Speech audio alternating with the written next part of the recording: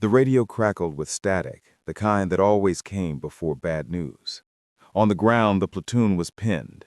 Enemy fire rained from hidden ridgelines. Every attempt to move answered with a barrage of bullets.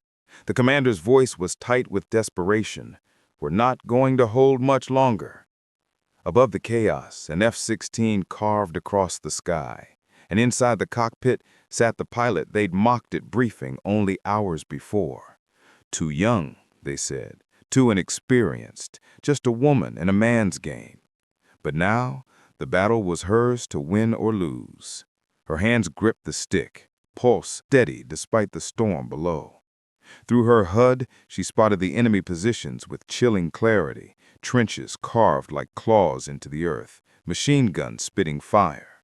With a deep breath, she banked hard, the G-force pressing her into the seat. The ground lit up in flashes as tracers clawed at the sky, trying to swat her down. She didn't flinch. The first pass came fast, her payload screaming toward the ridgeline. The explosion tore the earth apart, a thunderclap that shook even the soldiers hiding below. Dust and fire swallowed the enemy's front line. But she wasn't finished. As the smoke rose, she wheeled around, diving lower, faster, so close the platoon swore they could see the streak of her jet through the smoke.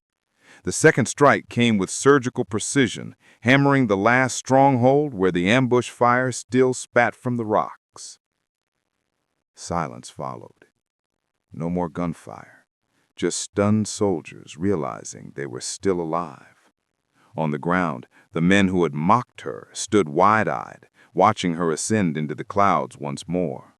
In 2 moves, she had turned certain death into survival. The whispers that once doubted her now carried only awe. And above them, in the shrinking roar of her jet, the message was clear. She didn't need their respect to do her duty, but she had earned it all the same.